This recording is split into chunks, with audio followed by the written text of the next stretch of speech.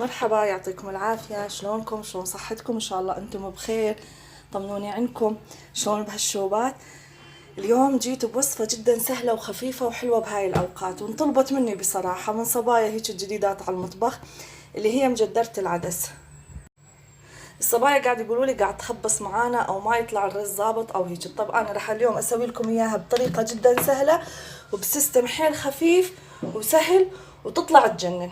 انا هين حطيت كوب رز، عفوا كوب عدس، بده كوبين رز، يعني دقيقة. هاي الكاسة حطيت منها وحدة عدس، بالمقابل بدها 2 رز. حطيت الرز الحبة المصري، في ناس تسويه برز طويل، هي حرة، بس المجدرة أصولها بحبة مصرية. إذا بدك تسوينها برز طويل بدك كاس بكاس، عرفتم؟ هنا لأني الحبة مدعبلة بدها كاستين، بس إذا حبة طويلة كاس بكاس. حطيت بصلة كبيرة قطعتها جوانح، وملح وزيت.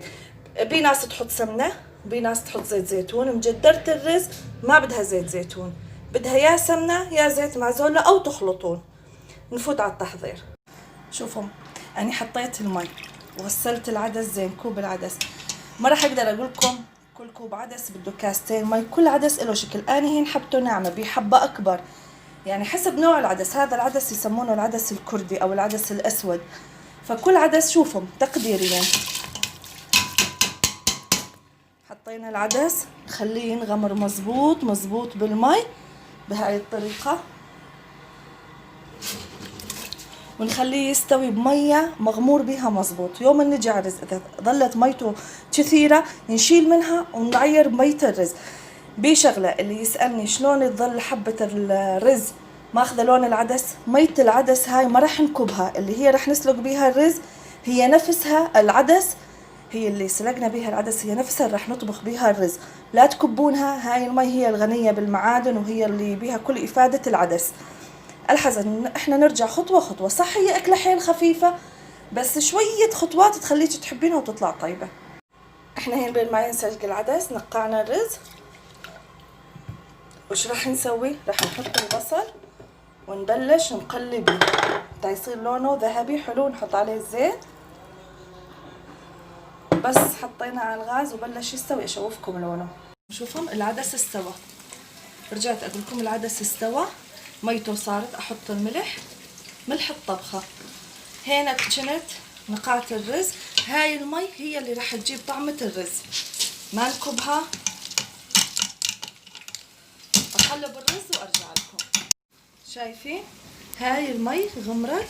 اذا مية العدس قلت حيل هيك طبخ الرز العادي. خلص العدس عندنا مستوي ثلث ارباع سوا. طبخ الرز العادي راح نغطيها وعلى السوا ارجع لكم. هين انا حطيت البصل قاعد اقمره مشان يصير لونه اشقر ذهبي، بس اخلص اكوي بيه. لازم البصل يصير اشقر ذهبي تا ياخذ الزيت، تاخذ نكهه. والمجدره اسمها مجدره لاني مكويه بالبصل. على التقديم او على حطة الزيت ارجع اشوفكم. هاي نشفت الرز، شايفين كل رزايه لحال. يا جماعه يقولون الحزي انت ما حددتي لنا شقد. كل كاسه رز بدها كاسه مي. هذا الرز كل كاسه رز كاسه مي. الحز راح احط قدامكم الزيت واقلبها واطفي عليها. دحقوا من البصل ما احلى صار لونه. نرجع مع ثواني، خلينا نقلبها قدامكم. شايفين من جوا لفوق. خليها تتشرب هالزيت براحتها اللي طعمته تجنن. على التقديم نرجع. وهاي مجدرتنا ما شاء الله غير شكل. صح هي يعني أكلة حيل خفيفة بس طيبة، أكلة تراثية سورية. دحوم راح أقول لكم شغلة جوز ما ركزت عليها أول التسجيل. كاسة العدس بدها 3 كاسات مي، 1.5 راح يتبخرن وتظل المية الموجودة أطبخ بها الرز. كاسة الرز طبخ الرز العادي، كل كاسة رز مصري بدها كاسة مي.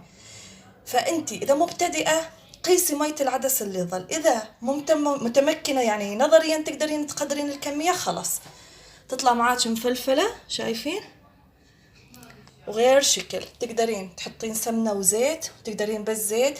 بس مجدرة الرز وعاكم تحطوا لها زيت زيتون تمرمر. زيت الزيتون لمجدرة البرغل ونسويها مع بعض قريبا. أتمنى الاشتراك بقناتي بوصفات أم طيبة، وإذا عجبكم الفيديو صحية أكلة خفيفة وبسيطة بس غنية بالمعادن وغير شكل. يعطيكم العافية، أتمنى تحطون لايك للفيديو إذا عجبكم.